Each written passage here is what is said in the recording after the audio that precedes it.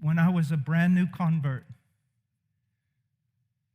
one of my dear friends was talking to Leonard Ravenhill, the old English revivalist, and said, Brother Paul's really been struggling with some things. I was a brand new believer, just a year or two old. Leonard Ravenhill sent me a tract, and the tract said, others can, you cannot.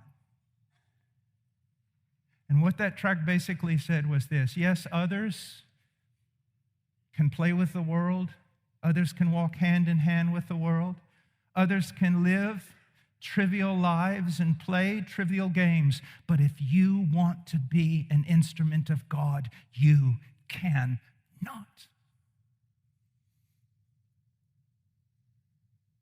The Christian life does not begin with what you do, it begins with what you don't do. Because if you don't turn away from some things, it doesn't matter what you do on the other side. It doesn't matter if you take a shower 5 times a day, if 7 times a day you fall back into the cesspool. We are a people called by God. Do you see that? We have been called out of this world, out of its moral filth, out of its moral decay. We have been called out of its trivial, the trivial that it does. Playing with marbles, wasting its life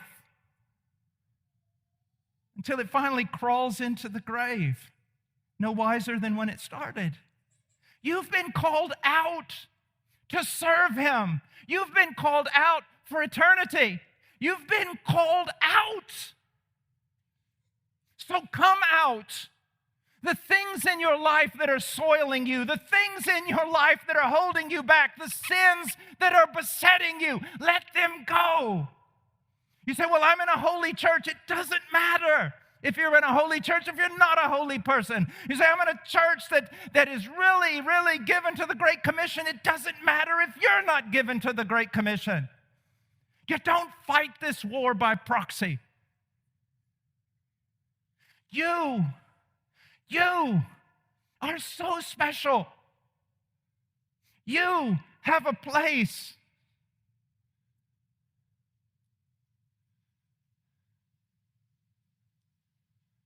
You have a place. Come out. Not just leaving immorality behind, but leaving the trivial behind. So much wasted time. So much looking and looking and looking. No.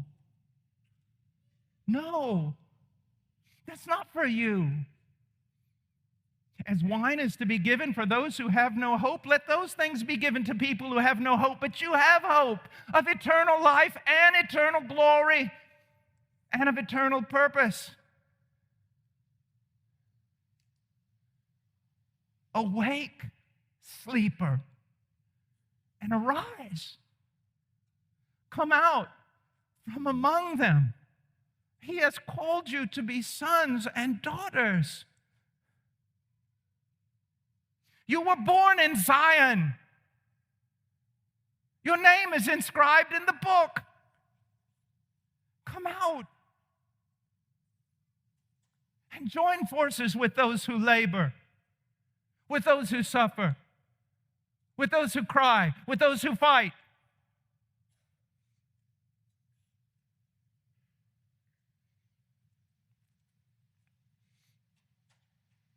Present your bodies a living and holy sacrifice acceptable to God. Acceptable to God. What do we care about whether or not we're acceptable to this world, this dark, twisted, stinking, filthy world? That now the West, turned over to apparent reprobation and apart from a revival, will run headlong into hell. What do we care? Let the dead speak to the dead. Your only concern is to be acceptable to God and do what is pleasing in His sight. That's your only concern. And again, I'm not talking to a group of people. I'm talking to you and you and you and you.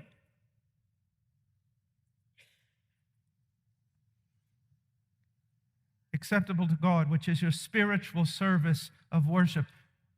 The word can also mean rational. I remember one time there was an atheist that had been brought to me by a person who claimed to be a Christian but lived in continuous carnality, wanted me to witness, and I just stopped and I said, you know what, I have more problems with you than I have with the atheist. And they said, how can you say that? I said, because he's consistent. He's immoral. And that's consistent with what he says he believes. There is no God. There is no absolute truth. He can run on instinct. And at least I have to applaud his logic. But you have no rationality to you. You're a walking contradiction.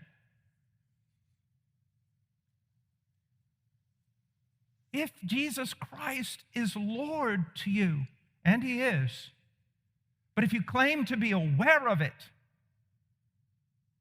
that he is your Lord, you acknowledge him as Lord, well, there's an issue there. It's called sovereignty. Lords are sovereign, and they reveal their sovereign will through certain decrees. This book, the most rational thing you can do is give your life away. Jim Elliot, he is no fool to give up that which he cannot keep, to gain that which he can never lose.